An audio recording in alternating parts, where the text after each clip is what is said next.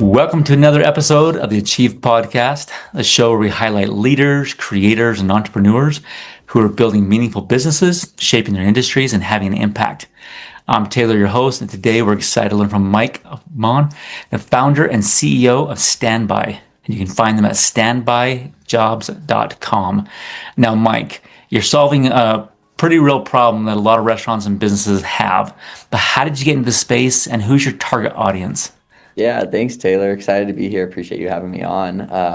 So Standby Jobs, to give you a little bit of a background, we're an all-in-one team management platform for restaurants and businesses in the food service industry. What led me there, actually, I had a previous venture for about 7 years called Posted. It was a gig work app for college campuses, and I was running that. I started it in college and then ran it through college and post grad. And we found most jobs were in the hospitality and events side of things. And so as I looked to grow that, decided to focus fully on the hospitality side of things, which led us more so into the food and beverage specifically.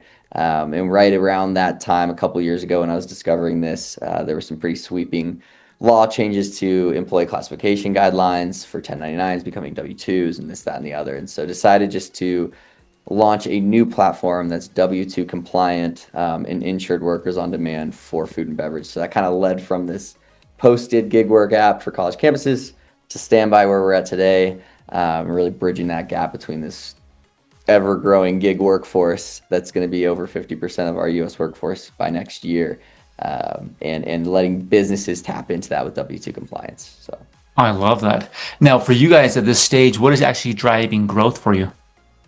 yeah, so we started with our staffing options for restaurants, and that basically looks like, a restaurant saying, "Hey, we need an extra line cook for either a call out, somebody on their team had to call out and they need to fill that shift in, or they see that they're going to be a little understaffed on a busy weekend and they need to find somebody else there." Some restaurants utilize us for full-time employees as well. We do everything from call out coverage to full-time employees, but that staffing was what driving growth for us. What we did find recently is that we had this great technology to manage our workforce, and to do scheduling, timesheet automation, payroll, everything like that. And there were some restaurants who didn't need extra staff. They had their full team, but they wanted a better way to manage their team. So we actually opened up our software as a subscription to other restaurants to manage their internal team. And so that's been pretty big for us as well. We launched that just a month ago, Wow. last month. Yeah. So basically now restaurants can use our platform to take care of their scheduling, timesheet automation, payroll, everything in one place, while having call out coverage, with being able to press a button and have a standby worker come in and fill, whether it's a call out or a busy weekend or an event, anything like that. That's awesome. Now, how big of an area do you guys cover? Right now, we're just in Denver area as well as Montana and Bozeman, Montana. Okay. And now, looking back for you personally, what turning points, positive or negative, have molded the way you think about running the organization? Ooh. Yes, actually, I like that. And real quick, let me mention as well, our software as a service is available anywhere, the team management subscriptions, but our staffing components just Denver and Bozeman. Okay. Clarify that. And so, sorry, your next question was, can you repeat that again? And so, yeah, looking back at for you personally, what turning points, positive or negative, have molded the way you think about running the organization? Yeah, that's a great question. For me, really, I think a key part to having success in any startup, any business, is knowing when to pivot, and not pivoting every chance you possibly could to take in every bit of feedback, but you need to take in all that feedback and know when's the right time to pivot. And for us, it was that W-2 compliance. It's still a gray area, gig work, 1099 workers. It's a really interesting space to follow because it's changing every day. It is a gray area, and we could have still classified a lot of workers as 1099 legally. But despite that, we knew things were going to be changing, and we said, let's just go ahead and look forward to where we think this is going and just do it right now. And so that was that W-2 compliance component, and that really changed the way I thought about the business. Our team decided to pivot at a good time, and make the tech changes we needed to, operations changes we needed to, and that really changed a lot. That makes sense, and that's smart. That's good foresight to look at that and Yeah. just pivot beforehand. And so, Right, because I think, two things happen with any business, especially startups, is people hear, "Oh, that's a great idea. Have you thought about doing this? Have you thought about doing that?" And we love that. That's amazing feedback. But sometimes you can try to cater to every piece of feedback you get, and it can be a little too much. And then the other side of it could be, I find myself as a founder, head down in the trenches, just working, working, working, and I need to take a step back sometimes and see the bigger picture.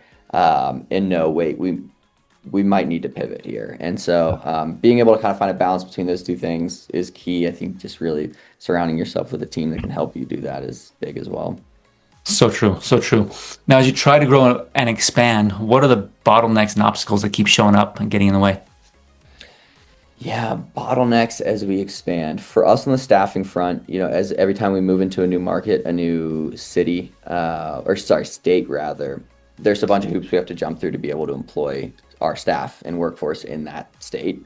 Getting new workers' comp insurance, getting withholding accounts with the state, everything set up like that. And I think we are working in a two-sided market, especially on our staffing service. The software as a service team management subscriptions is less of a two-sided market, but the staffing is, and we need both the workers and the restaurants to show up. And so it's kind of a chicken or the egg thing, right? Because the restaurants come in and they say, we'd love to post shifts on your platform if there's enough workers to accept them.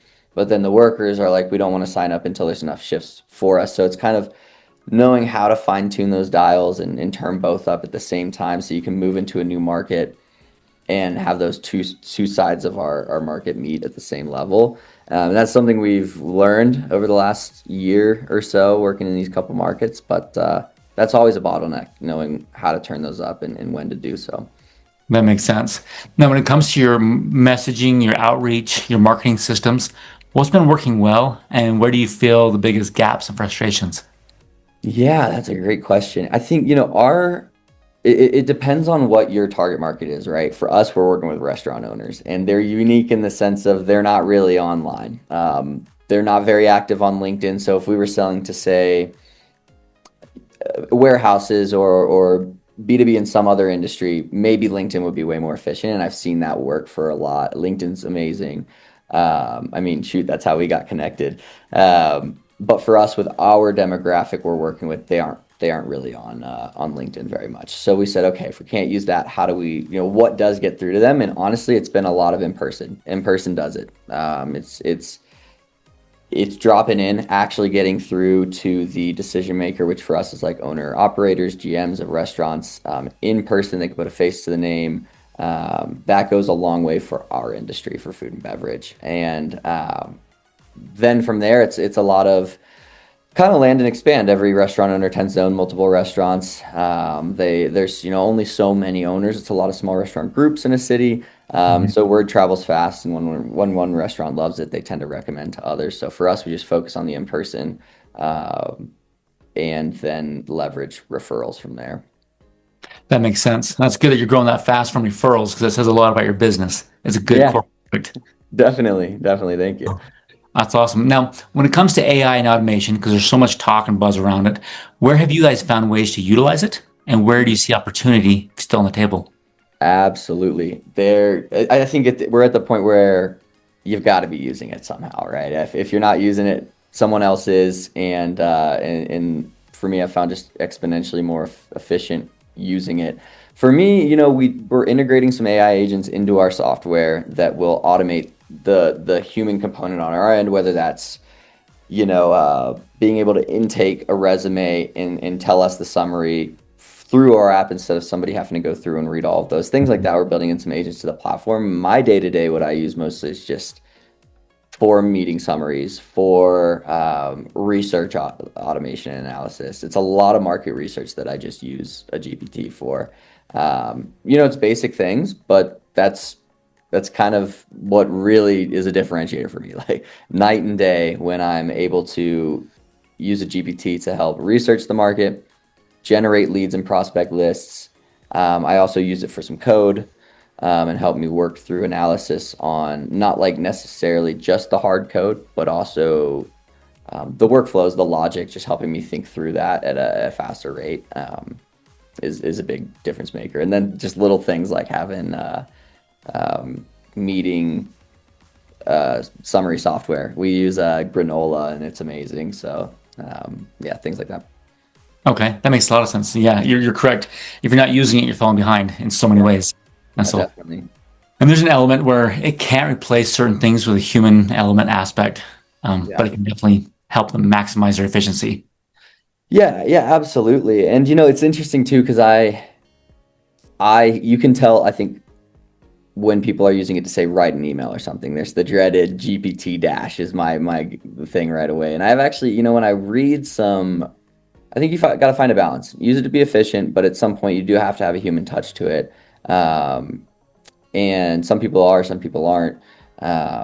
But for example, we get resumes obviously from a bunch of our workforces. They apply to be a worker with standby, and sometimes I'm really happy when I see a typo because I'm like, oh, this person actually made their resume themselves. But yeah, I think it's really comes down to how well are you prompting it. Everybody has access to ChatGPT. Everybody has access to Gemini and these different LLMs.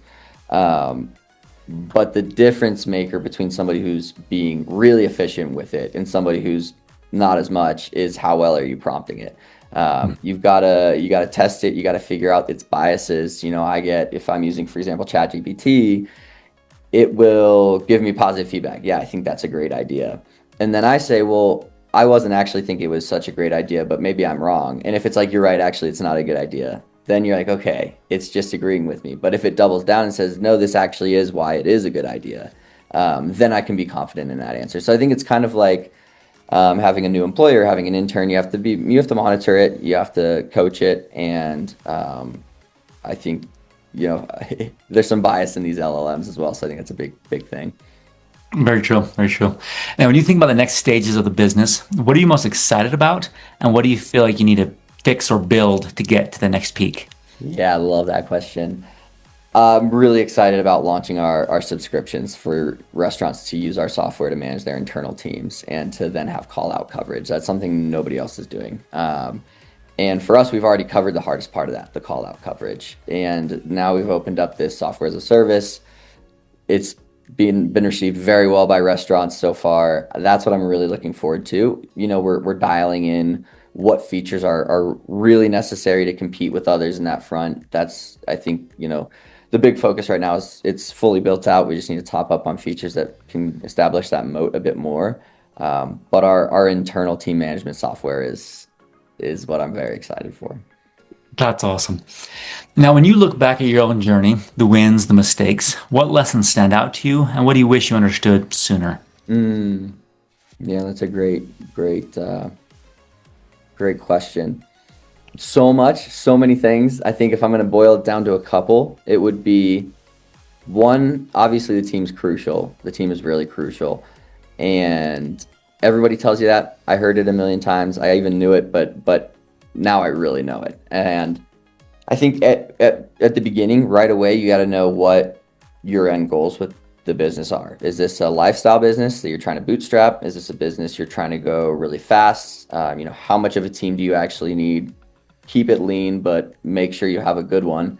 And that determines, how you go about the fundraising. Do you bootstrap it, which I've done? Do you raise funds, which I've done? I've done both, in different ventures. And knowing that can help you make decisions on your team early on so that you can maximize your time with them and move fast. I think that was really big for me. I saw a exponential increase in our productivity with a good team.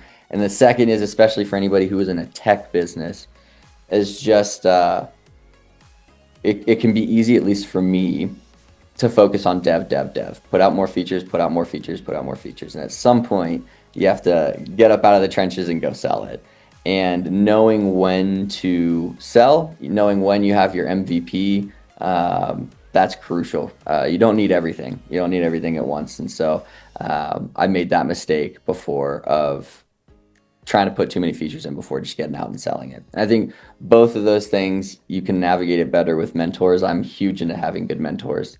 I have a lot of mentors in every area of my life and professional career, but people who have been there and done that know way more than me. Love to surround myself with them.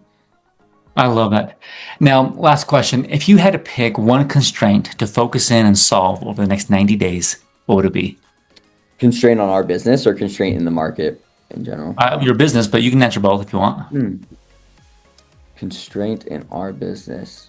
I would say we really need to focus in on dialing in our messaging and shortening the sales process. That's the focus right now. Tech's in a good place.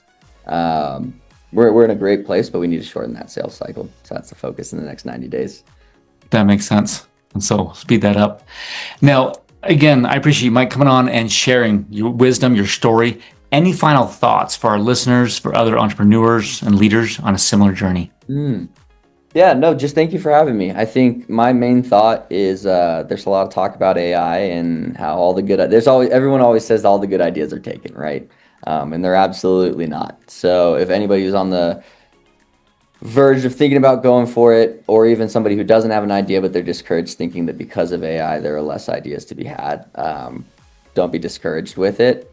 We've seen big revolutions in tech and in operations in the past, and it creates a whole new slew of problems to be solved. So I think it's a good time for entrepreneurship. I think it's a better time than ever. You can use those tools to get your idea out there faster. So yeah, I think that'd be what I say.